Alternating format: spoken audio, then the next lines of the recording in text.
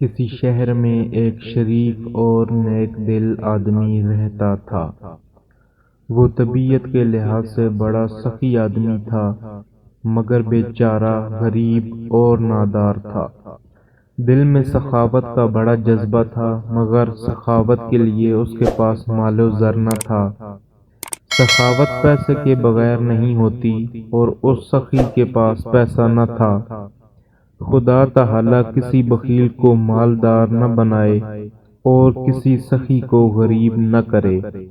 عام طور پر دیکھا گیا ہے کہ جس آدمی کے دل میں سخاوت کا جذبہ ہوتا ہے وہ دولت مند نہیں ہوتا، یا جتنی وہ سخاوت کرنا چاہتا ہے اتنا اس کے پاس مال نہیں ہوتا۔ اگر مل بھی جائے تو اس کے پاس نہیں رکتا۔ جس طرح پہاڑ یا بلند جگہ پر پانی نہیں ٹھہر سکتا، اسی طرح سخی آدمی کے پاس مال و دولت جمع نہیں رہ سکتا، کیونکہ وہ سخاوت کے جذبے سے مجبور ہو کر اپنی حیثیت سے زیادہ خرچ کر بیٹھتا ہے، اس لیے ہمیشہ نادار اور غریب رہتا ہے۔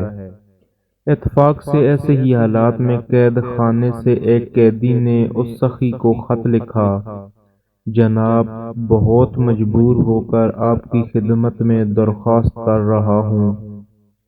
میں نے کسی آدمی سے قرض لیا تھا، بدقسمتی سے میں اس کا قرض ادا نہ کر سکا۔ اس نے قرض کی وصولی کے لیے سختی سے کام لیا اور میرے خلاف دعویٰ دائر کر کے مجھے قید خانے میں بند کروا دیا۔ میں نے آپ کی سخاوت اور دریا دلی کا بڑا چرچا سنا ہے، آپ میری بھی مدد کریں اور میرے قرض کی رقم ادا کر کے مجھے اس قید سے آزاد کرا دیں۔ میں ہمیشہ آپ کا احسان مند رہوں گا۔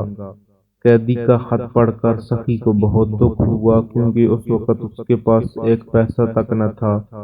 وہ دل ہی دل میں نادم ہوا، کیونکہ وہ ایک حاجت مند کی حاجت پوری کرنے سے معذور ہے۔ وہ سوچنے لگا کس طرح مقروض قیدی کی مدد کرے اور اسے قید خانے سے نجات دلائے۔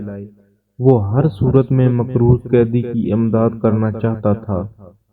آخر اس کے دماغ میں ایک ترکیب آ ہی گئی۔ دوسرے دن سخی مقروض قیدی کے قرض خواہ کے پاس گیا۔ اس نے مقروض قرض خواہ کو ضمانت دی کہ وہ مقروض قیدی کو قید سے آزاد کرا دے تو وہ چند دن میں اس کا قرض ادا کر دے گا۔ چنانچہ مقروض کو آزاد کر دیا گیا، لیکن وہ ایسا گیا کہ دوبارہ لوٹ کر نہ آیا۔ قرض خواہ کو مقررہ مدت میں پیسے نہ ملے تو اس نے مقروض کی ضمانت دینے والے سخی کو قید خانے بھجوا دیا۔ غریب سخی نے اس پر کوئی احتجاج نہ کیا اور نہایت صبر و خاموشی سے قید میں وقت گزارتا رہا۔ جس قیدی کو اس نے آزاد کرایا تھا اس نے بھی سخی کی خبر نہ لی۔ کچھ عرصہ بعد ایک شخص سخی کے پاس آیا اور اسے غور سے دیکھنے لگا۔ پھر اس نے حیران ہوتے ہوئے سخی سے پوچھا: قیدی، تم چور، ڈاکو یا قاتل تو معلوم نہیں ہوتے، پھر یہاں کیوں قید ہو؟ سخی نے مسکرا کر کہا: ایک مصیبت زدہ آدمی کو قید سے آزاد کرانے کے لیے میں نے یہ قید خود بخود قبول کی ہے۔ میں سمجھا نہیں، ذرا کھل کر بتاؤ، اس شخص نے چونکتے ہوئے پوچھا۔ سخی قیدی نے جواب میں ہنس کر کہا: میں اس سے زیادہ بتا کر اس آدمی کو بدنام نہیں کروں گا۔ کافی عرصہ گزر گیا، حتیٰ کہ وہ غریب سخی قید خانے میں ہی مر گیا، لیکن اپنے کردار اور صبر و استقامت سے جود و سخا کی ایک عظیم مثال قائم کر گیا جو ہمیشہ باقی رہے گی۔